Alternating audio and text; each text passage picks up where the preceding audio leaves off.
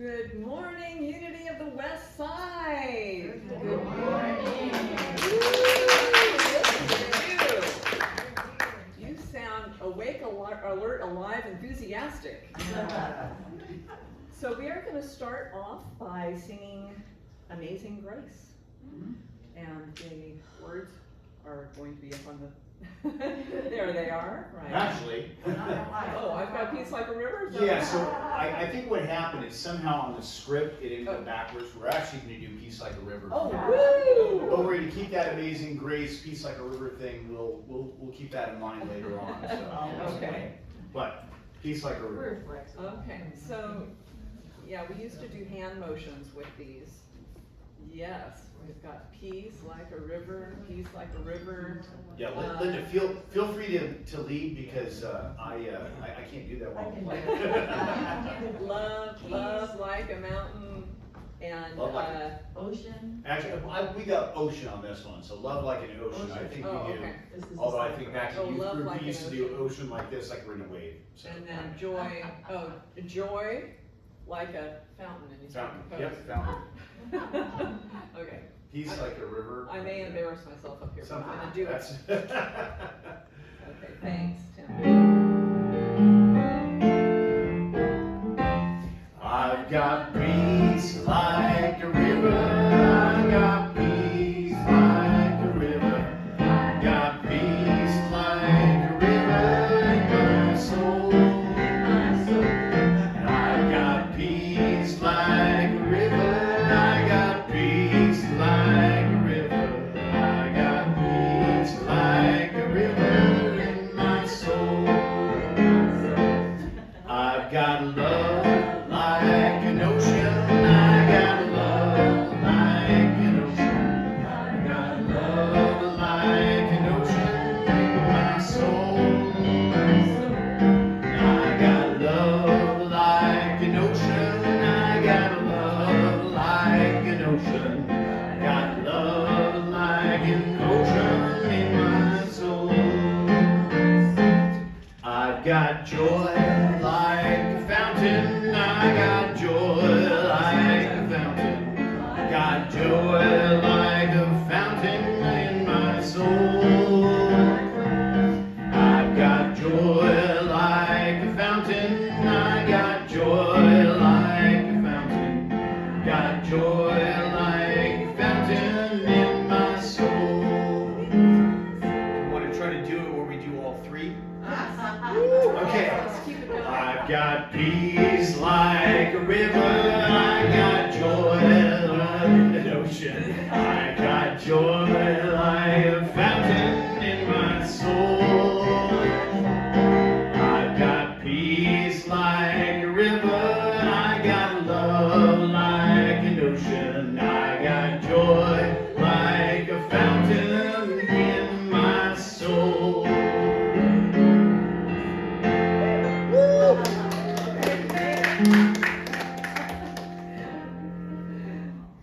Thank you. That should wake y'all up.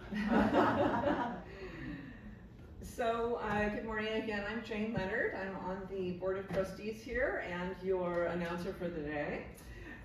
We have a couple of announcements. So, we want to thank you for continuing to wear your masks. We appreciate your cooperation in taking care of those who may have compromised immune systems. And as you know, by coming in today, we are starting to check immune vaccination cards. So since we didn't announce that today, we know some of you may have been caught without it. So next week, please make sure that you bring your cards. And we're going to put it into a, what is it called? Master list. Yeah, a master list. So you don't have to bring it every time. We'll just know that you've been vaccinated. So thank you very much for your cooperation in that regard. This month we are doing a Thanksgiving Giving food box drive. And the box is right here as a sample. So after the service, please feel free to come in and take a look at the contents. There are 25 items, everything from cereal to canned goods, that we will give to a family food drive for, that will give a family food for quite some time. We have printed lists of the contents that are available for you to take with you, and you can reference those as you gather any items to complete. And I'd like to thank Penny Akashi for bringing some items today. All right. And so we're going to be donating these boxes directly to needy families, so that we ask that all items be donated by Thanksgiving. We also, what is the status of the blessing bags? Because I know we had a number of people here also donating. We have that. They're already being distributed out in the community, and it's a wonderful blessing for those who are receiving them. Thank you. So thank everybody for that. Thank you very much. The blessing bags were items of toiletries and immediate needs that we're giving to unhoused people in our community. Daryl Fusaro is here on Fridays at noon for meditation, and Daryl is right there in the back of the room. Hi, Daryl. And so please feel free to stop by on Fridays at noon for a meditation. Take a nice break during your busy day. And Daryl and Ed have also agreed to speak every third Sunday of the month, so they'll be here next Sunday. And we're excited and pleased to add them to the lineup. So please join us on Sunday, November 28th, as we close out our month of gratitude with a Thanksgiving service featuring the songs of Carole King. So that'll be wonderful. And right now, just a gentle reminder to please silence your phones. Our speaker for today is Reverend Ken Fendrick, and Reverend Carol is going to introduce him to us.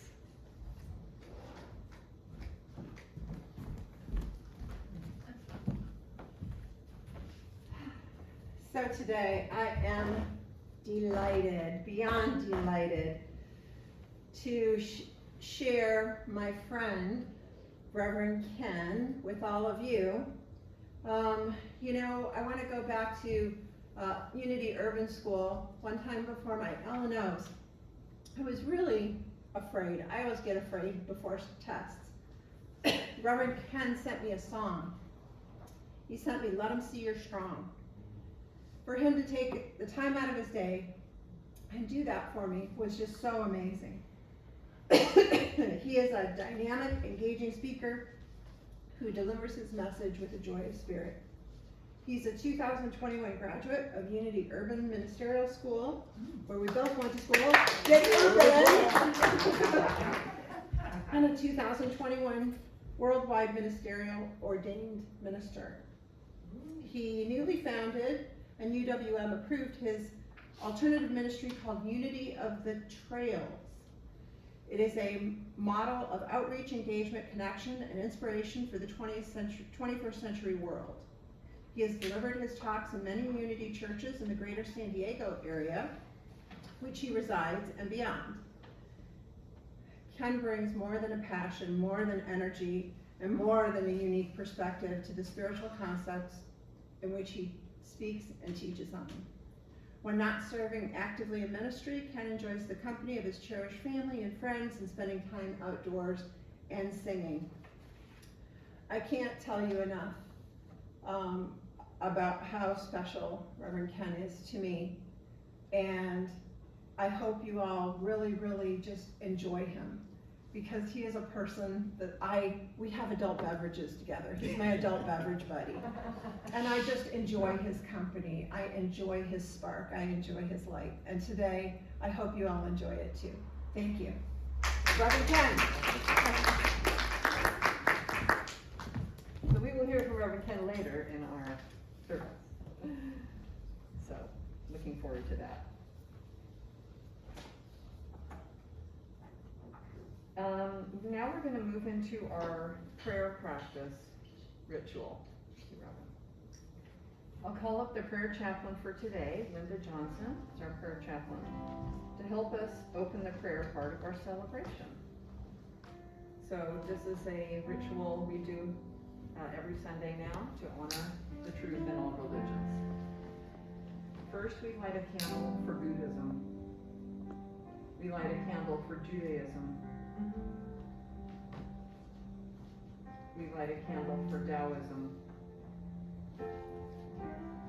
We light a candle for Native American spirituality and other indigenous beliefs. We light a candle for Christianity. a candle for Islam.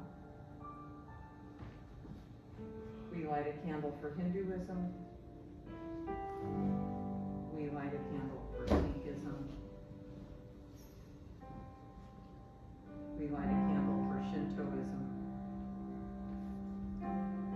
We light a candle for unity and other new thought beliefs. And finally, we light the Christ candle in acknowledgement of the light of God within all people and in all religions, even those not mentioned today.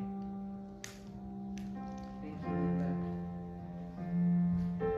To further acknowledge our oneness in spirit, we'll stay in our seats. And as we all know, this past year, we've learned how to relate to one another in various different ways.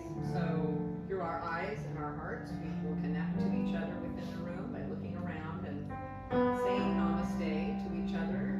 And we're also singing namaste, which is one way to say that Christ in me beholds and greets Christ in you. So now we'll sing namaste.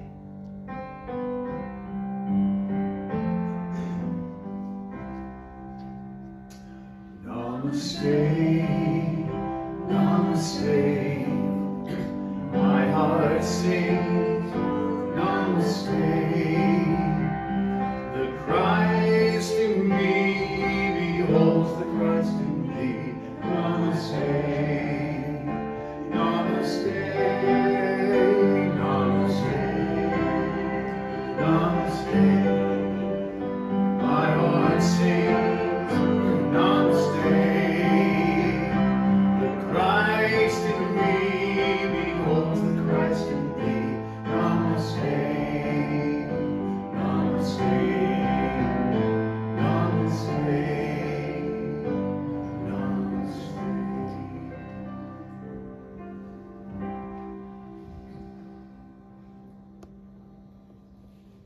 And now to prepare for our meditation part of the service, Tim will perform a meditative song.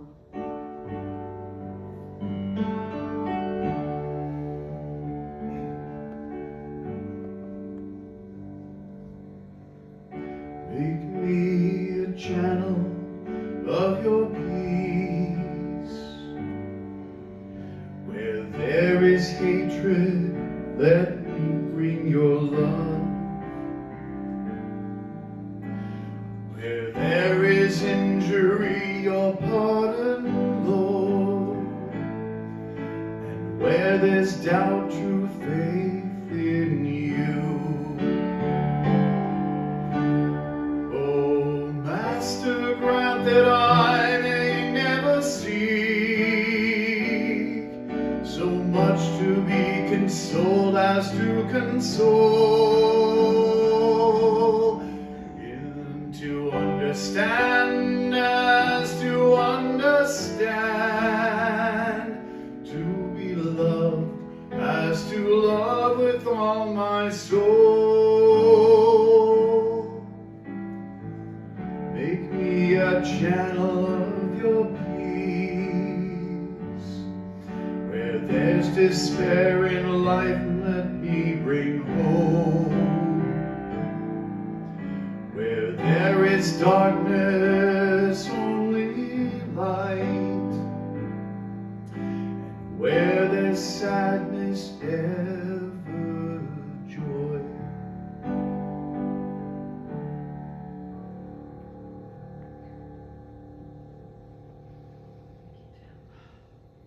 Unity is the church of the daily word. It's from the daily word that we find inspiration, which is another of our church's core values. The daily word for today is prosperity. Prosperity fills my life. Current flowing through my home's wiring provides light. But first, I must flip the switch to turn it on. Divine substance, the building block of creation, is the source from which my prosperity grows. But first, I must claim it in consciousness to live a prosperous life. The divine idea of prosperity is unlimited, more than sufficient to meet every need. I know true prosperity when I live from this truth. Giving freely and generously keeps prosperity at the forefront of my consciousness. I know the more I give, the more of myself I place into circulation, the more I will experience. As I give of myself, I increase the flow of prosperity in my life and in the world. And from Mark chapter 4, verse 24, and he said to them, pay attention to what you hear. The measure you give will be the measure you get, and still more will be given you.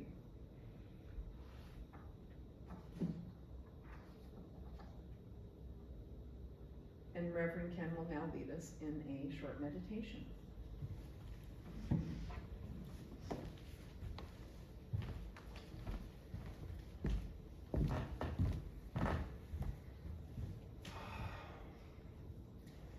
So this is our time of meditation and reflection. So I'd invite you now to get comfortable in your seat if you so wish. Let's just take a deep, holy breath. Just breathe in, hold it, and breathe out. Take another breath. Breathe in. Take in the love of this room, the energy, the vibrations. And breathe out again. Breathe out everything that went on before this day, the comings, the going, the planning, strategizing. And just let it all out. Because this is a sacred place. This is a safe place. These grounds have been prayed in for almost a century. And we honor and acknowledge that, the energy, the prayer energy in this room.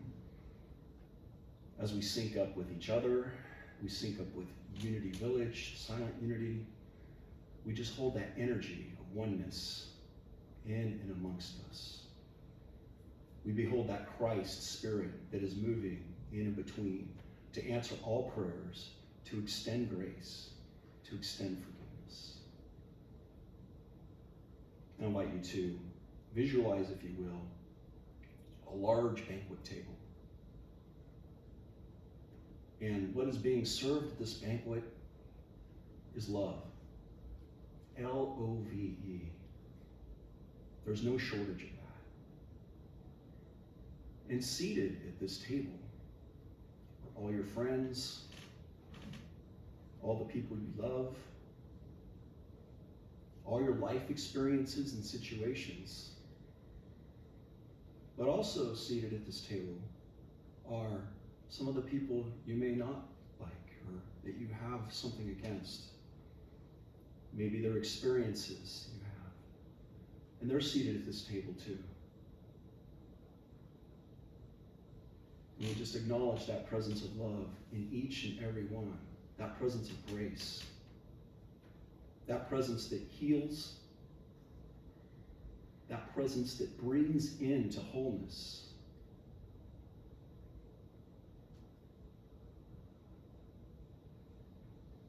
We acknowledge that love, that warmth, that beauty in each and every person and situation at this table. And so now we take this idea of love, this idea of grace that's not only being reflected back to us, but that we are reflecting to each person or situation at this table. That grace that is divine love in action. And we take this now into silence, into silence, into the silence.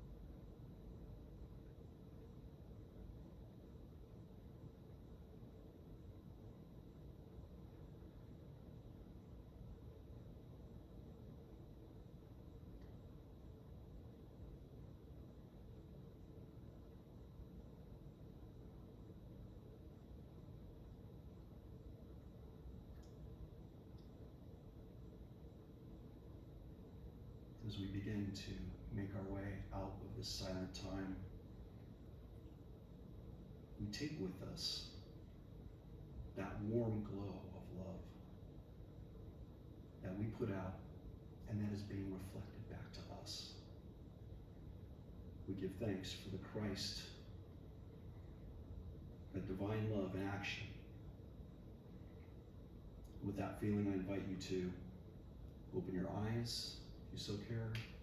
Wiggle your fingers a little bit, your toes, and just come back to now and present, being open and receptive to whatever is being discerned by Spirit within. We say Amen.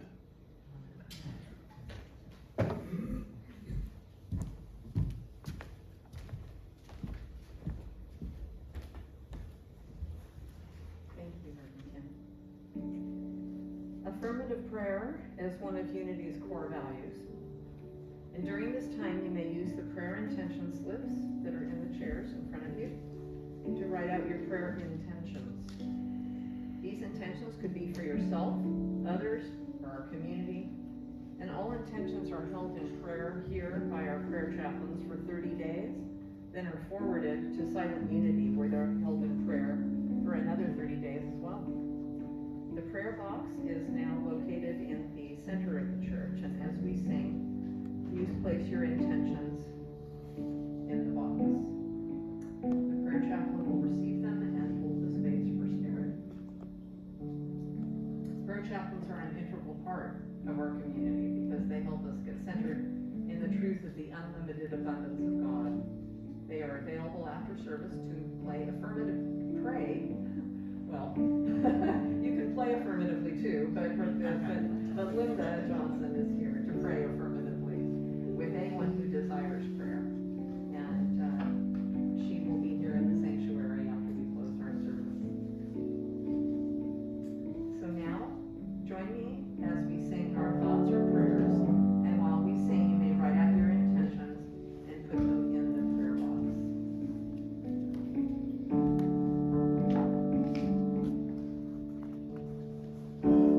Thoughts are prayers, and we are always praying. Our thoughts are prayers, listen to what they're saying. Seek a higher consciousness, a state of peacefulness, and know that God is always there. And every thought becomes a prayer. Our thoughts are prayers, and we are always praying. Our thoughts are prayers, listen to what they're saying. Seek a higher consciousness, a state of peacefulness, and know that God is always there. And every thought becomes a prayer.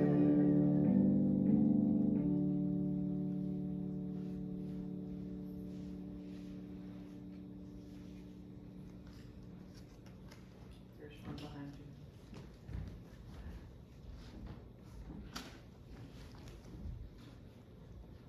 And now Reverend Kim is going to pray with us and bless our prayer intentions. You can just give it right. Thank you.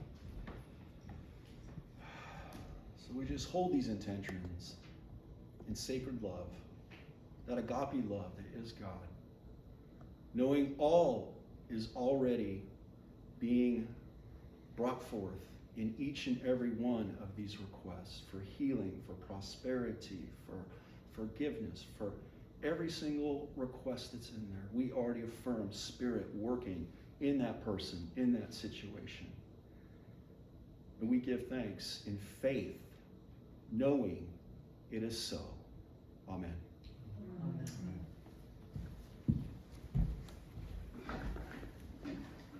Thank you, Linda. And now I'll read an affirmative quote from Unity author Catherine Ponder. My prosperity now comes to me from unexpected channels in unexpected ways. This is the time that we share our abundance and support this ministry. Unity of the Westside uses our abundance to further our mission, vision, and core values in our immediate community of Culver City and in our world. We ask that you join us in this expression of our abundance beliefs that we know will manifest in more abundance for all. If you forgot your wallet or feeling challenged in this area, we encourage you to talk with Reverend Carol, and she will provide you information on sacred service as a way to grow and expand your richness of spirit. So as you give your support in the basket, let's sing Divine Love Through Me. The words are on the monitor. The basket is right there in the center next to the Christ candle.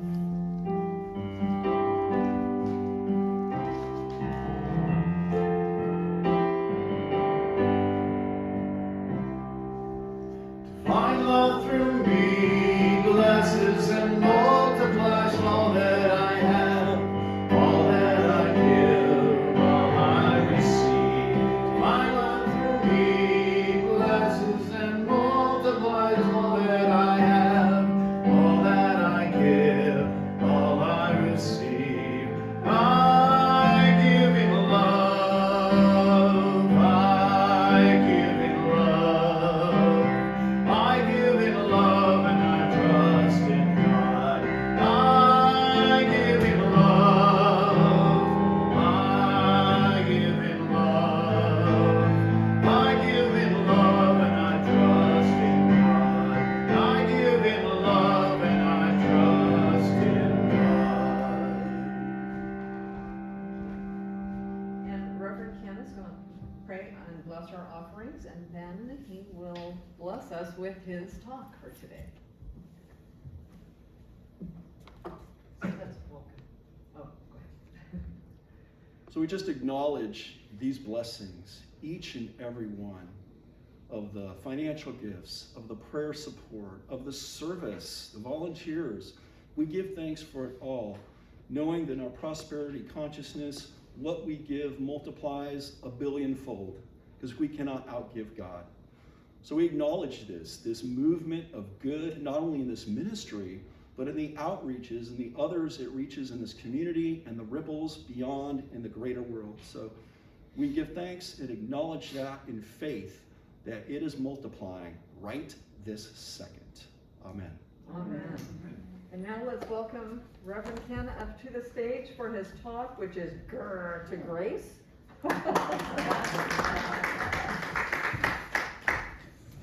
Woo. Thank you very much for the astounding welcome, and I like that grrr, right?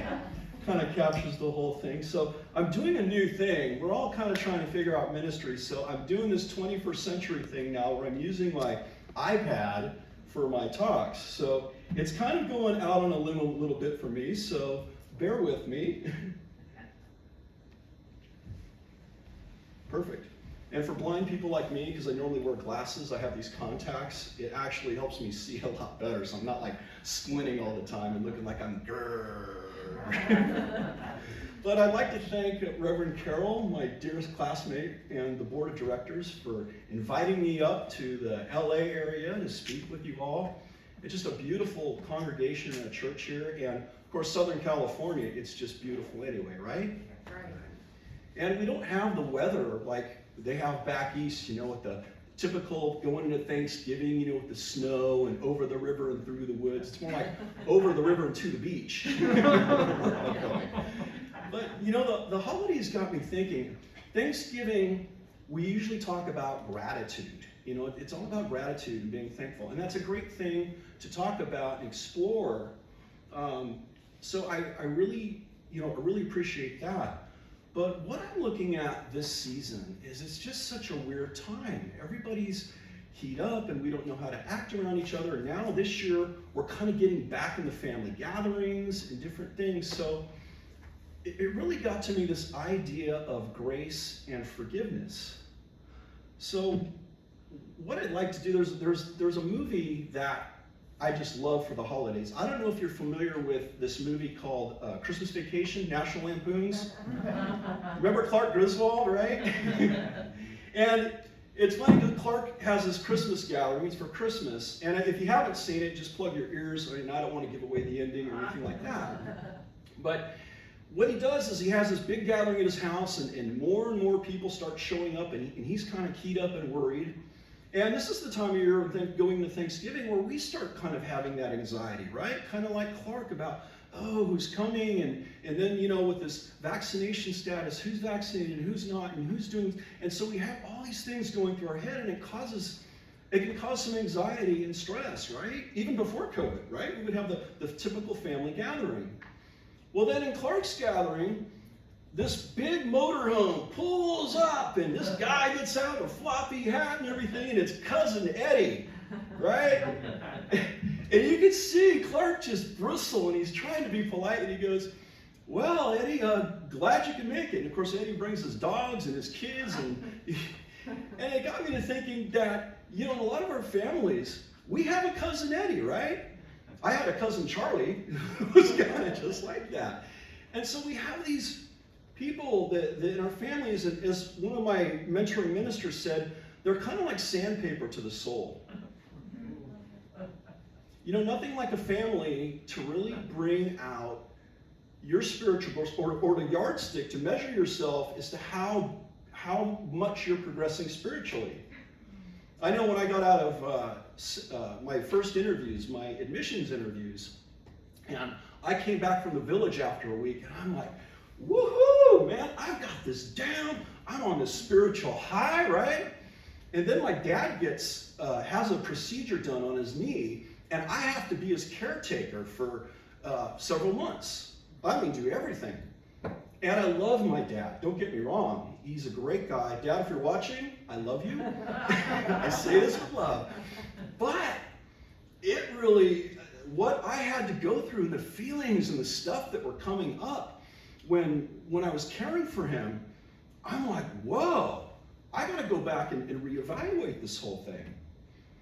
And so I think about that during our times at Thanksgiving and Christmas, where we, you know, have those times at the dinner table where Aunt May may start talking and saying some things, or somebody gets under our skin, right? And we just get that, grrr.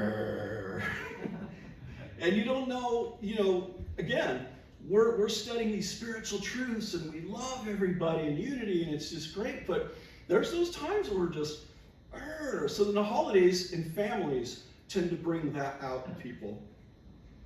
So anyway, everybody loves, you know, the family loves Cousin Eddie, and most of us love, you know, those people that are sandpaper to their soul, just sandpaper to our soul. Now there are other instances of, you know, trauma and things like that, which I don't want to downplay, you know, that go on in families and things like that.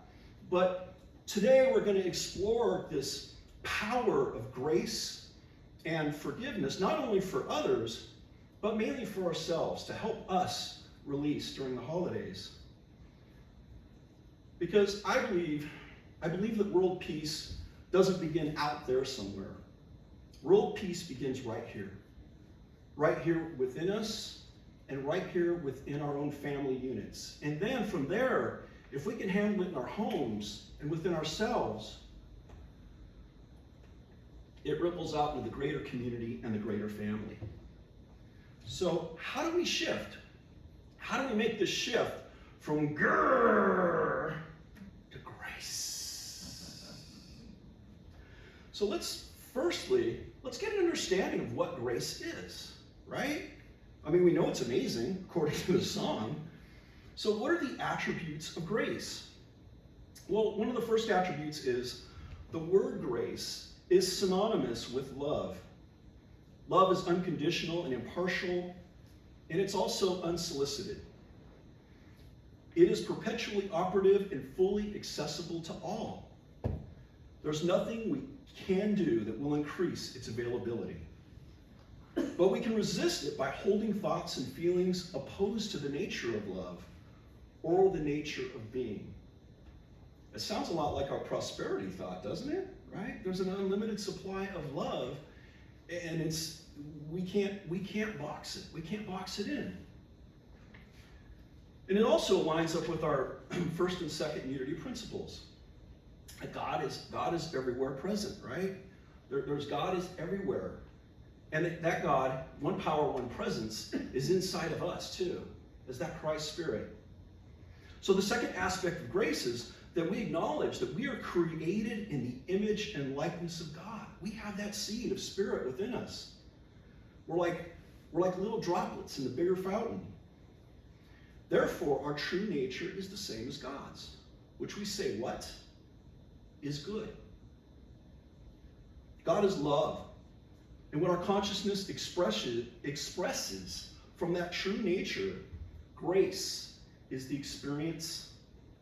But when it expresses from some other state, and those are the states that we have that are like unforgiveness, fear, anger, resentments, and so on, then we get the result of pain and suffering in our lives and others as well. We can never be separated from the activity of grace, but we can feel as though we're whenever we function from the level of the mind-heart energy. And that sometimes can be foreign to our Christ nature. The third aspect of grace. Grace is the most benevolent activity of God known to humankind.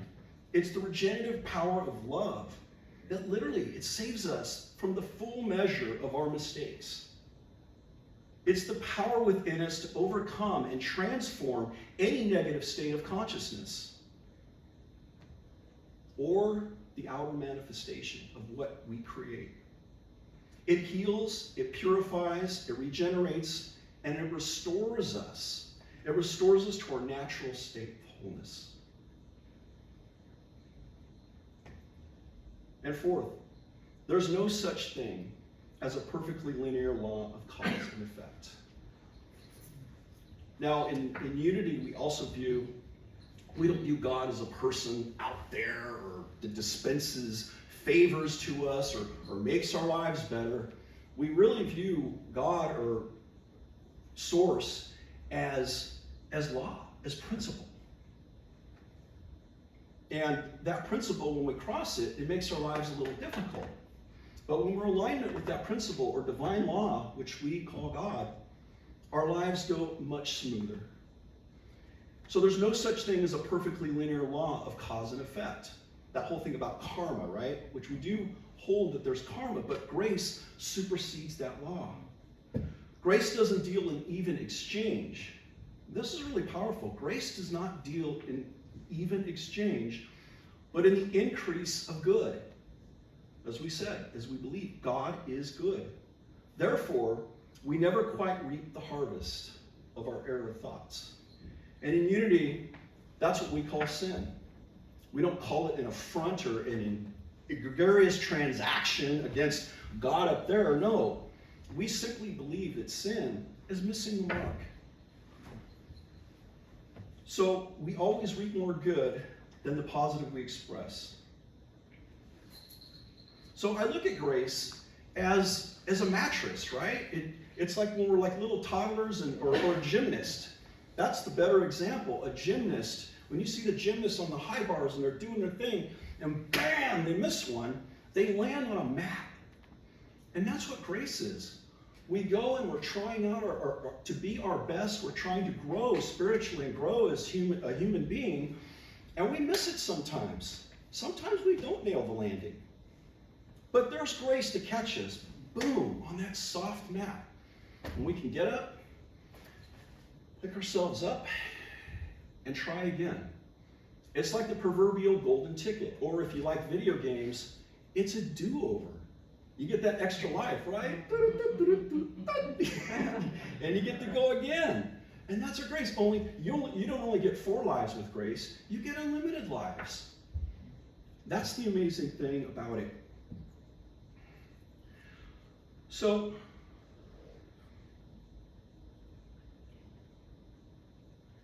how do we experience more grace? We make room for it. It's no different than that, again, the prosperity principle. We have to make room. And what happens is we carry a lot of stuff with us, right?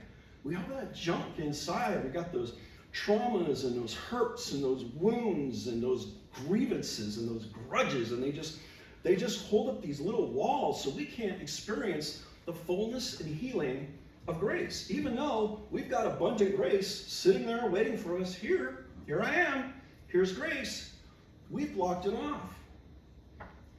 So how do we remove those blocks? Well, there is the concept of forgiveness.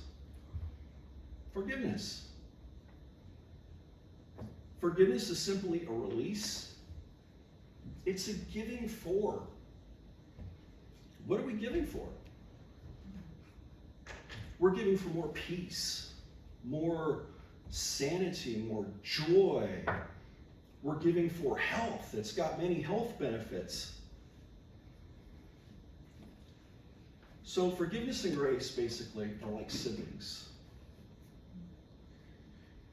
In the words of noted Unity minister Edwina Gaines and prosperity expert, she says that forgiveness is not something we do for one another.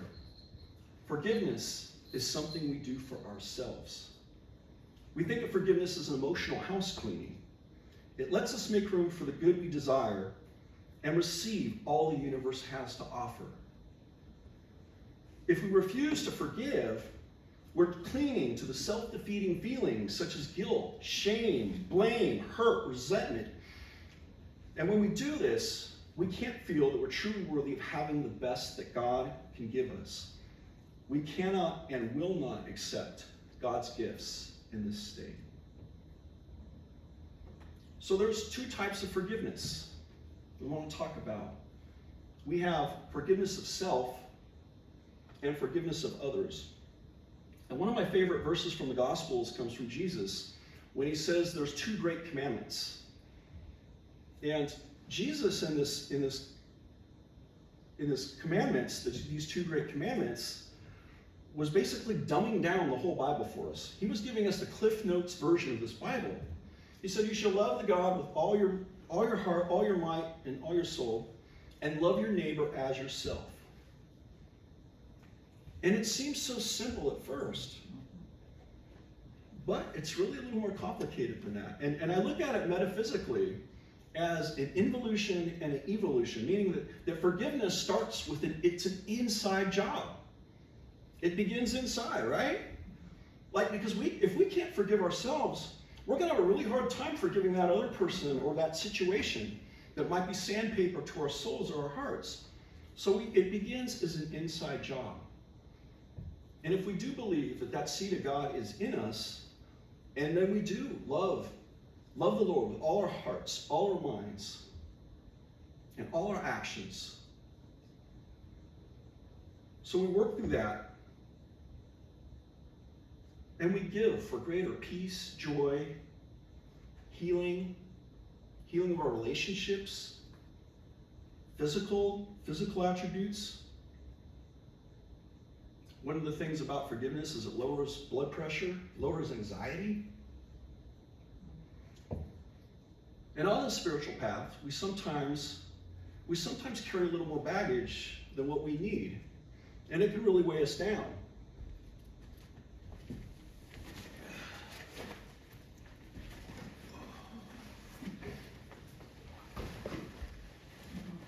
Well, I'm working on getting mine down from this big backpack to a little fanny pack, basically. This will come back later. But again, it begins as an inside job. We can unpack before the holidays, before we set out, to have people over. If we're feeling these feelings, we can first begin by having an awareness of what they are. Unpack it. Wow. Look at it. Oh, wow. Wow, look at that. Whoa, I was bristling a little bit when that person said that to me, or that situation. That caused me a little something. I want to look a little deeper into that. And in Unity, we have the tools to look at those things. We have prayer and meditation, contemplation. We have denials and affirmations. But we also have many other tools like the Enneagrams or Q process, ways we can go about getting through these things, working through these, sifting through these little nuggets we have in our bags and lightening this load. Because on the path, sometimes we can carry a little more baggage than what we need. And it can weigh us down. In psychology literature, self-forgiveness has been defined as a willingness to abandon self-resentment in the face of one's own acknowledged objective wrong, while fostering compassion, generosity, and love towards oneself. So when we're unpacking these things and we're looking at them, I don't know about you, but I tend to beat myself up worse than anybody else could. Self-forgiveness is my work, and it might be yours too. But the one thing that really got me about this is that, again, we can do it with compassion, with generosity and love towards ourselves. What is that? That's grace. That's accepting grace.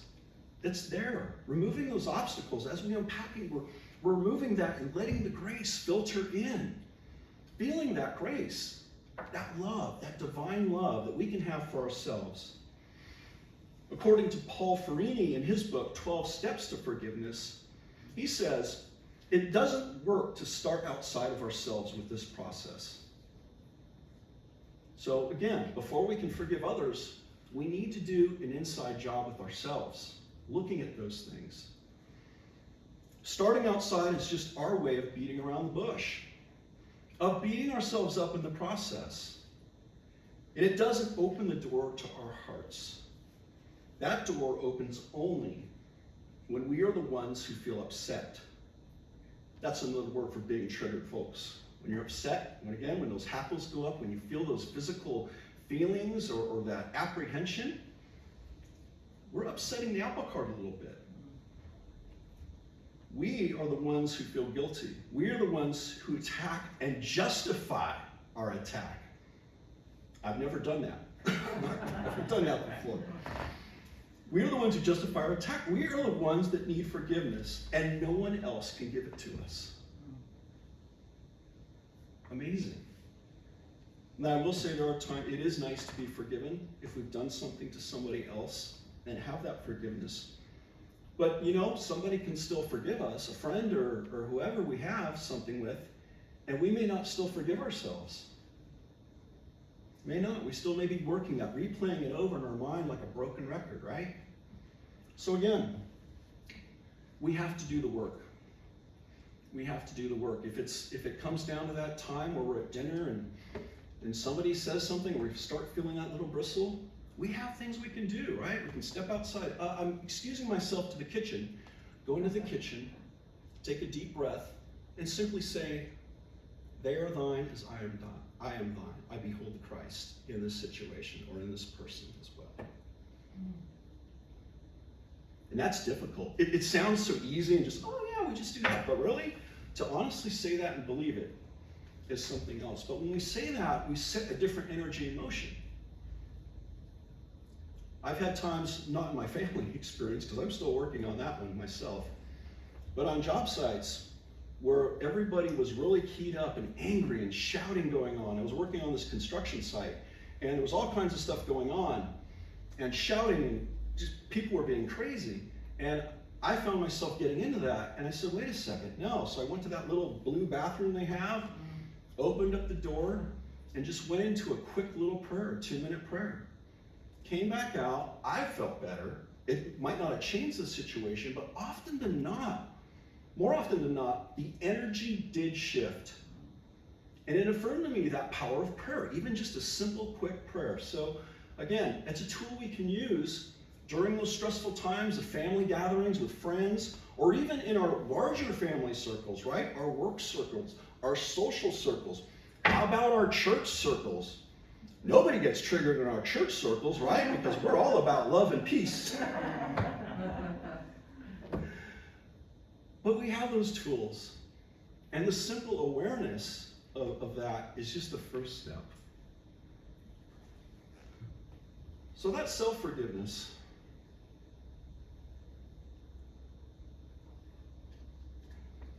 Now I'd like to talk about forgiveness of others. we've done that work or are doing that work with ourselves. And there are folks that we need to forgive. And I want to say again that forgiveness, I love that saying of giving for. Because I don't want to discount trauma or really horrible things that have happened. In Unity, sometimes we get the reputation that, oh, they just gloss over everything. Oh, they're spiritually bypassing or this or that, making things all positive. But they're not. There's bad things that happen in the world. In Unity, we view that there's an undercurrent of good beneath everything, but that there are. And so for some things, or many things, it may be harder to forgive. You just don't say, I forgive, I forgive, I forgive, and it's all gone.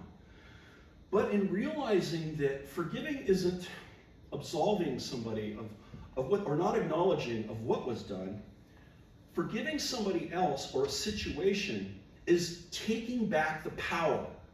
Taking back the power that we've given to that person or that situation, bringing that power back to who we truly are. That reflection of God, that Christ, the Imago Dei in us, taking back that power of we know who we are. And let the others do what they may. But we know who we are with that power. That's the most important thing of forgiveness.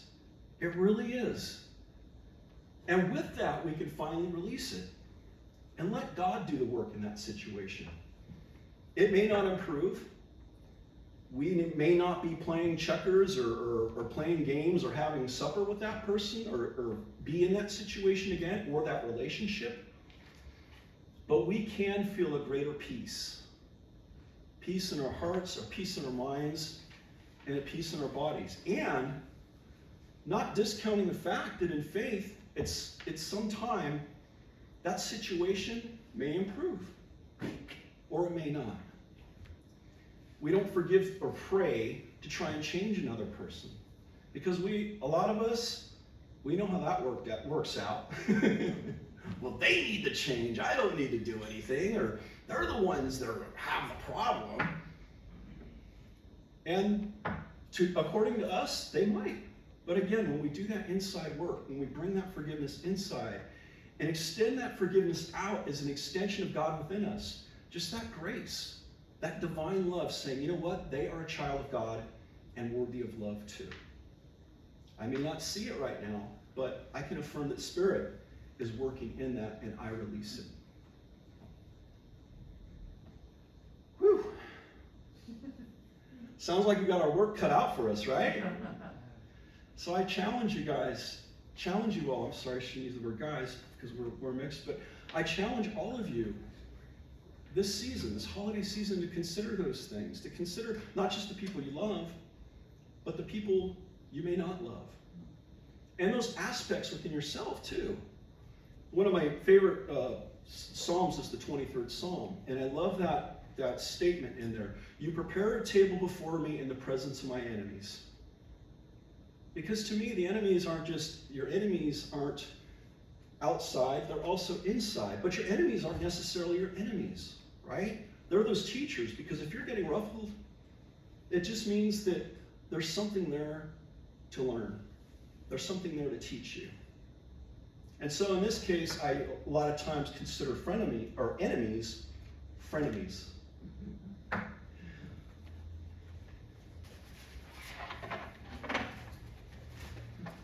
So I encourage you.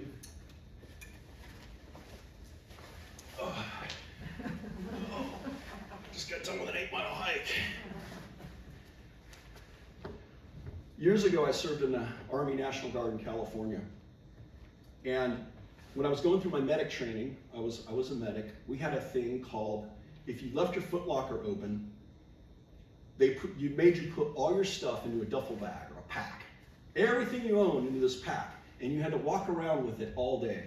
And they called it the duffel bag drag.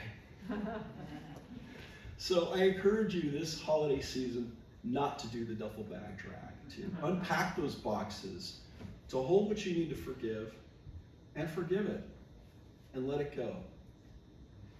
Pack that bag, and get that stuff out. Look at it.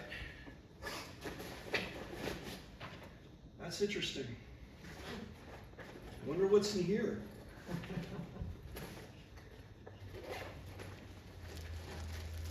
Huh. And if these are the stuff, the things, the irritations and the traumas and the hurts, whatever needs to be done, explore them. Love them, heal them. Unpack that bag and sometimes there's a lot of stuff in here too. Unpack that bag and let your persecutions become pillows. So let's take this into prayer, not sleep. Blessed Spirit, we just this season, the holidays, going into it, we just hold your movement, your grace, that unending love working in us to heal what needs to be healed, to promote empathy, kindness, compassion, not only towards ourselves, but to each other. And let that ripple out into the communities at large as peace. So we forgive what needs to be forgiven, and we leave the rest to divine love. Thank you. Thank you, Spirit. Amen. Amen.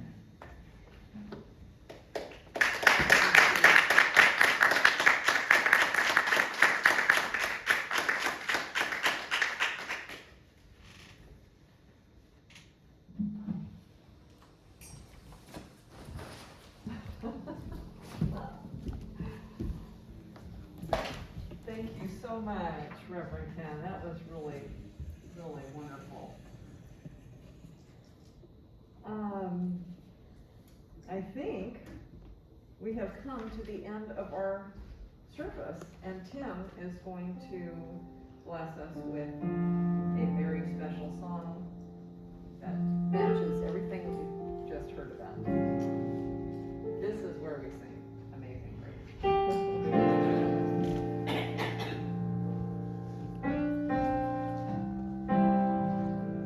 So I was thinking, actually, part of this is because Sarah in the office, we were talking about what we might do for songs for this service. And she said in her head, she was thinking, well, how about Amazing Grace and Peace Like a River? And as I was kind of going through these things, I realized they're kind of the same song melodically. So remember how I said at the beginning, kind of keep that in your head? What I want to try is this. I want to try to do in these 3 verses of Amazing Grace.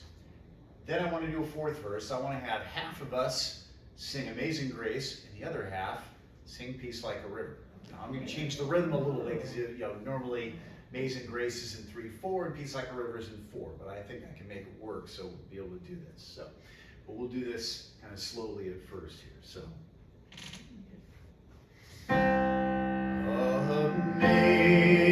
Amazing grace, how sweet the sound that saved a soul like me. I once was lost,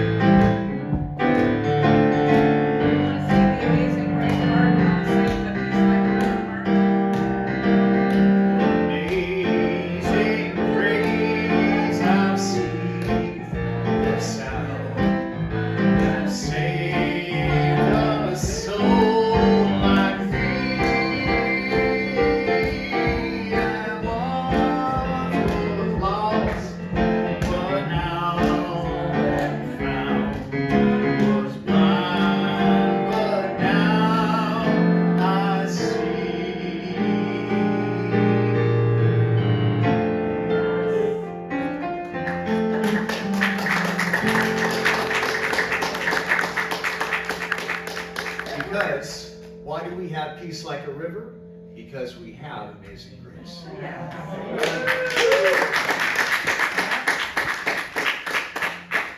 And with that, we're going to go ahead and open our sanctuary doors so everybody can hear us on the other side of those doors. And we're going to sing Let There Be Peace on Earth. And I don't know if Reverend Ken knows this. I think everybody else in the room knows. This song, which has been sung for 50 years now and in multiple languages all over the world, was first sung in this church. Really? Yes, it was first performed and sung in this church as a pilot to see how it would be responded to, because our musician at the time knew the people that wrote it. So we are very, very proud of that history, and we continue to sing it every single week. And so we are going to sing Let There Be Peace on Earth, and then we will end with the prayer